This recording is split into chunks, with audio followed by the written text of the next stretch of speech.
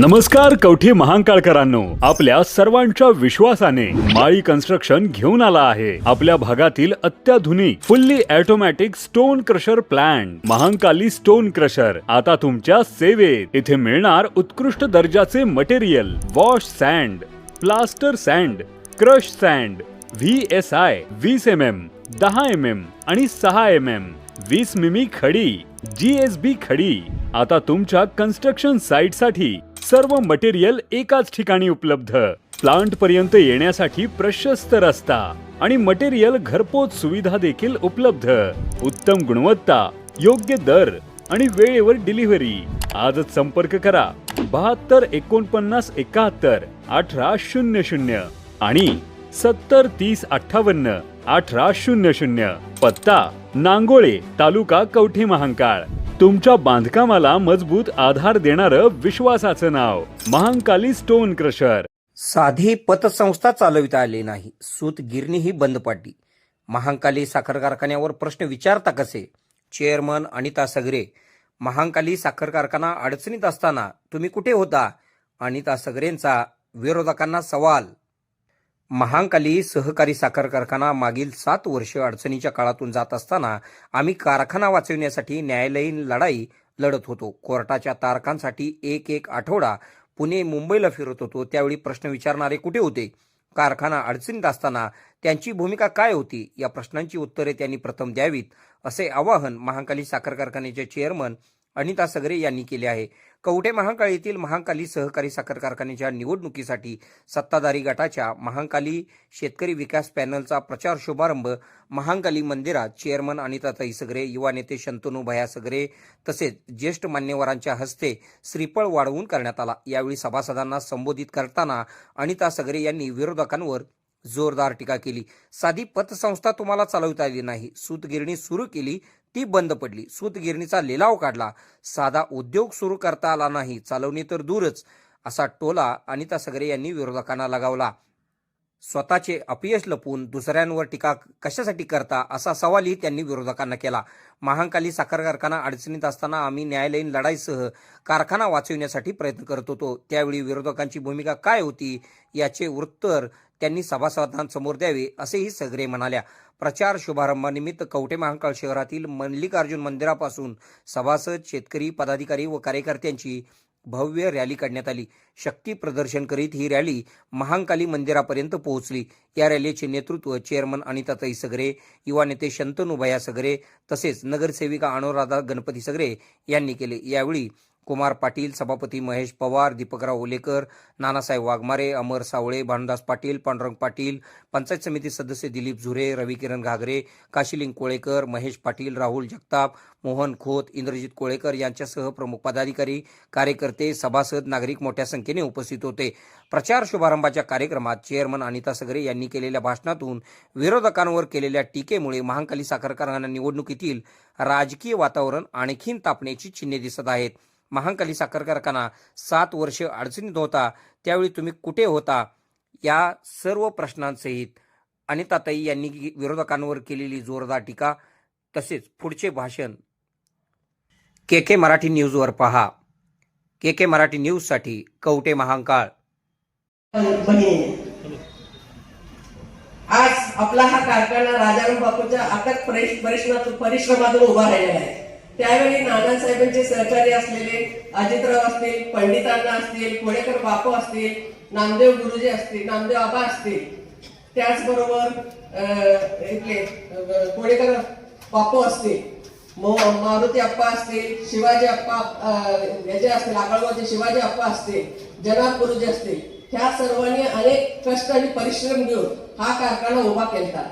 नंतरच्या काळात नानासाहेबांनी या सहकार्यांना सोबत घेऊन चांगल्या पद्धतीने कारखाना चालू ठेवला।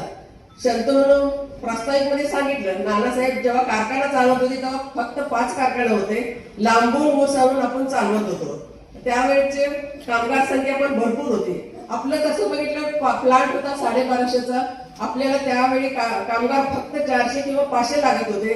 तरी नानासाहेबांनी आपल्या तरुण वर्गाला रोजगार मिळावा ह्या हेतून जे कोण आपल्याकडे येईल त्यांचं काम व्हावं, ज्यांनी कोणी येतील। एक परवाचा मी एक प्रचाराकडे एका ठिकाणी गेलो तिथे एकाने सांगितलं, आम्ही गेलो नानाच्याकडं, नानानं माझ्या मुलाचं लग्न होईना, तेवढं माझ्या मुलाला जरा कारखान्यावर घेता का? आणि नाना म्हटले एवढे तिथं कामगार आहेत. तर तो माणूस उठलाच नाही. तर नानांनी काय म्हटले, बार बाबा जा आज कामाला लागू दे. मग असे करत नाना कुणाचं मन न मोडता, जेणेकरून आपल्या जो संस्था आहे त्या मार्फत सर्वसामान्यांचं भलं होईल, त्यासाठी नानासाहेबांचा नेहमी प्रयत्न असायचे. जेव्हा नानाचं निधन झाल्यानंतर अण्णाच्याकडे हे कारभार आला. अण्णाने पण 15 ते 18 वर्ष कारखान्याचे चेअरमन सांभाळत असताना शंतनू सांगितलं, त्याचे पप्पा काय अडचणीला समोर गेले.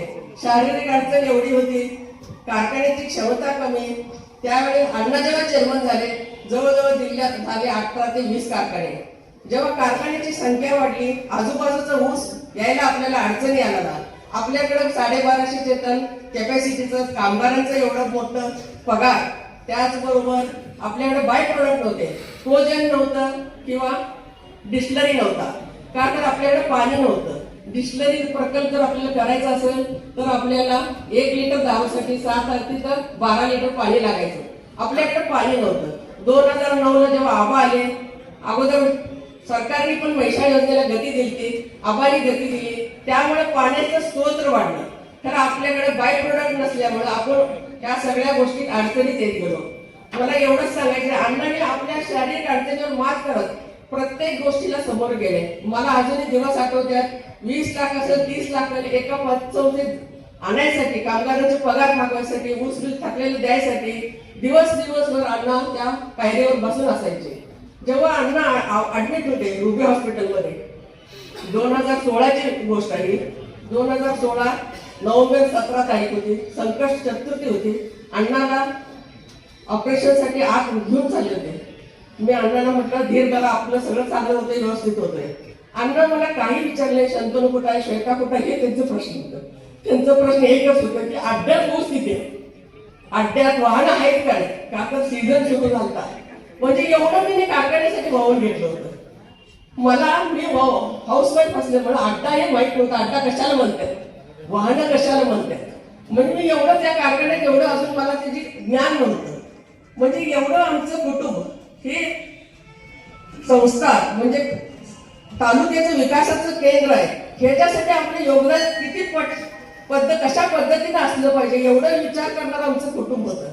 नंतर अण्णांचे निधन झालं. 2017ला ऑपरेशन झालं, 21 तारखेला अण्णांचं निधन झालं. आपण सर्वांनी 2016ला ही जबाबदारी माझ्या खांद्यावर दिली.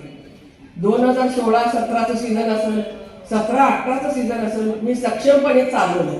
2 वर्ष आपण सर्वांच्या साथीनं चांगल्या पद्धतीनं सीझन मी घेत गेलो. जेव्हा 17-18चं सीझन आलं, जवळजवळ तोपर्यंत 700-800 कामगार होते.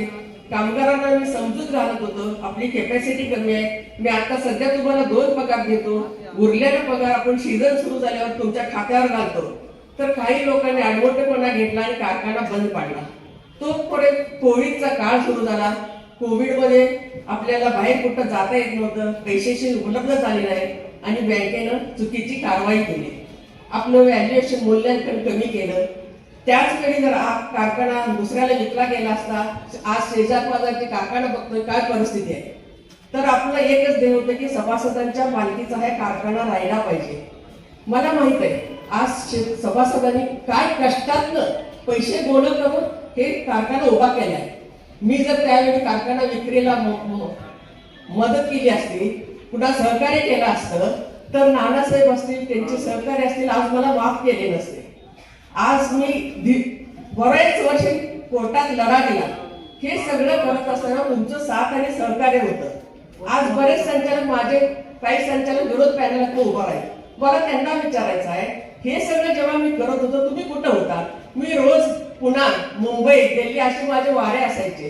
प्रत्येक नेत्यांच्याकडे माझे हेल्पपट असायचे की कारखाना सभासदांचा राहिला पाहिजे, कारखाना सुरू व्हायला पाहिजे, एखादी पार्टी तुम्ही मिळते का. मग हे सगळं करत असताना तुम्ही कधी मला हिशोब विचारले पाहिजे काय करायला नाही. आणि आज बघतोय तर तुम्ही समोरच्या पॅनेलमध्ये जाताय. तुम्ही 15 वर्ष माझ्या कारखान्यात संचालक होत आहे. का तेव्हा तुम्हाला विचारता आलं नाही वहिनी का करायला, काय करायला, काय परिस्थिती आहे. आज तुम्ही अचानक येऊन समोरच्या पॅनेलमध्ये जाताय, म्हणजे ह्याचा अर्थ काय? तुम्ही संचालक होता हे तुम्ही लक्ष दिला नाही ह्याचाच अर्थ आहे ना. तुम्ही आज माझ्यावर बाकीचे संचालक कोर्ट कचेरीमध्ये येत होते, आठवड्यातले 5 दिवस माझे कोर्टमध्ये जात होते. एकही संचालक हे आत्ताचे जे 2 आहेत विरोध पॅनल, त्यांनी कधी मला विचारले वहिनी आपण कशा पद्धतीने जायचंय, काय आपली परिस्थिती आहे. आपा आपलं स्वागत आहे. टीव्ही आबांनी पण मला या बिनविरोध प्रक्रियेमध्ये चांगल्या पद्धतीनं मगाशी संजय बनसोडनी सांगितलं होतं. सर आपले मुख्य नेत्यांचे सहकारी त्यांनी मला चांगल्या पद्धतीनं टीव्ही आबाने बिनविरोध प्रक्रियेसाठी मदत केलेली होती.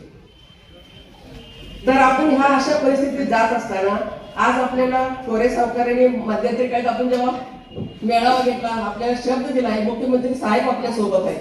तर सभासदांचे काय अडचणी, ऊस क्षेत्र कमी असणाऱ्यांचे आज बाहेर ऊस जाताना अनेक अडचणी आलेल्या आहेत, त्याची मला जाणीव आहे. जे कामगारांची देणे आहे ते सगळे देऊन आपलं जे महाकाळीचं गत व व्यय आहे ते प्राप्त करून देण्यासाठी त्यांना मला आश्वासन दिलेले आहे. आज आपण परवा माझं पॅनल तयार झालं, उमेदवारी देत असताना काही माझ्या निष्ठावंत कार्यकर्त्यांच्यावर अन्याय झाला, काही समाज घटक माझ्या हातून तिकीट वाटपात राहून गेले, तर मी त्याच्याबद्दल दिलगिरी व्यक्त करतो. आणि अंबाबाईच्या साक्षीने मी आज सांगतो आपल्या सर्वांना, पहिल्या मीटिंग निवडून आल्यावर जेव्हा माझी पहिली मीटिंग होईल तेव्हा जे कोण घटक त्यातनं वंचित आहे त्या घटकाला न्याय द्यायचं, निष्ठावंत कार्यकर्त्याला न्याय देऊन स्वीकृत करून घेणार आहे. आज विरोधक बिनबुडावाचा आपल्यावर आरोप करतात, दिशाभूल करतात, कामगार असतील हे. मग मला त्यांना विचारायचंय, 7 वर्ष तुम्ही कुठे होता? जेव्हा मी कारखाने वाचवण्याचा प्रयत्न करत होतो, एखाद्याने तर मला विचारलं पाहिजे होतं की नाही. आज जयसिंग शेंडगे असतील, करगणे आज वारले, त्यांनी मला 3-4 वर्षामागे आलते माझ्याकडं, मी त्यांना फाईल सुद्धा दिलं. शेंडगे साहेब एक फाईल घेऊन जावा, मुंबईत एखादी पार्टी असली तर बघा, जेणेकरून आपण एक रकमी बँकेला भरूया, त्यातनं बाहेर येऊया, आपण सर्वांनी मिळून कारखाना चालूया. ते जे त्यापासून आपल्यापासून गेल्यानंतर ते मला कधीच भेटले नाहीत. आत्ताच ते निवडून येत आले. जेव्हा तुम्हाला एवढी तळमळ होती ना, मी जेव्हा हेलपाटे घालत होते, नेत्यांचे पायऱ्या झिजवत होते, नेत्यांच्या दारात सकाळी जाऊन रात्री 12 पर्यंत बसत होते, तेव्हा तुम्ही कुठं होता? का मला सहकार्य केलं नाही? आज तुम्हाला विरोधात उभारायला कळतंय, आज जमिनीची बाकीची गोष्टी तुम्हाला कळल्यावर तुम्ही हात भाग घ्यायला येत आहे, मग इतर वेळी तुम्ही कुठं होता? आज विरोधकातले मगाशी सांगितलं पांडुरंग दादाने वगैरे यंत्रमागाची काय परिस्थिती होती. तुमचे पण 15-20 वर्ष बँकेच्या ताब्यात होते ना. मागच्या 1 वर्षापूर्वी त्यांचं ते मिटलेलं आहे. त्या मी संचालक असल्यामुळे ते प्रश्न सॉल्व्ह झालेले आहेत यंत्रमागाचे. आज तुम्हाला यंत्रमागासाठी तुमचे बारके युनिट चालवता येत नाही, तर तुम्ही कारखान्यात एवढे मोठे खोटे बोलून लोकांना कशाला दिशाभूल करताय? तर आपण सर्वांनी, मला आपल्या सर्वांच्यावर एवढा विश्वास आहे का, तर नानासाहेबांचा काळ असतील, विजय अण्णांचा काळ असेल, माझ्याही काळात कसोटीच्या काळात आपण आमच्या कुटुंबावर विश्वास ठेवलाय, माझ्या बरोबर राहिलाय. मला अभिमान सांगायला अभिमान वाटतोय, जेव्हा माझं शेवटचं बिल 2018चं 900 रुपयानं जे लेट केलं, जवळजवळ 8-9 महिन्याने गेलं, एकही ऊस उत्पादक शेतकरी माझ्या दारात आला नाही, बिलसाठी मला तगादा लावलेलं आहे. हे काय आहे? तर हे तुमचा विश्वास माझ्यावर होता. येणाऱ्या काळात असंच तुमचं मार्गदर्शन, विश्वास, आशीर्वाद माझ्यासाठी असू देत. बघा, संजय भाऊ बनसोडे म्हटले, मी एक बहीण या नात्यानं रक्षाबंधनचं गिफ्ट बनवून 6 तारखेला तुम्ही मतदान रूपी माझ्या पॅनलला द्यावं एवढी इच्छा व्यक्त करतो. थांबतो. जय हिंद, जय महाराष्ट्र. खुश खबर, मूळव्याधीचे आधुनिक उपचार आता आपल्या कवठेमहांकाळ शहरामध्ये उपलब्ध. सुविधा, आधुनिक लेझर मशीन, दुर्बिणीतून तपासणी, ऍडमिटची गरज नाही. पोट विकार, गुद्ध विकार यावर आयुर्वेदिक उपचार व सल्ला. मूळव्याधी, शर, भगंदर, पायलोनायडल, सायनस यावर लेसर व आयुर्वेदिक खात्रीशीर उपचार. हार्निया, अपेंडिक्स, कान, नाक, घसा व स्त्रीरोग चिकित्सा, गर्भाशय काढणे इत्यादी सुविधा आता आपल्या कवठेमहांकाळ शहरामध्ये डॉक्टर आलमगीर मुजावर यांच्या आशीर्वाद हॉस्पिटलमध्ये उपलब्ध. आमचा पत्ता दत्त मंदिर, जुना Agalgaon road, Kolekar petrol pump शेजारी, कवठेमहांकाळ.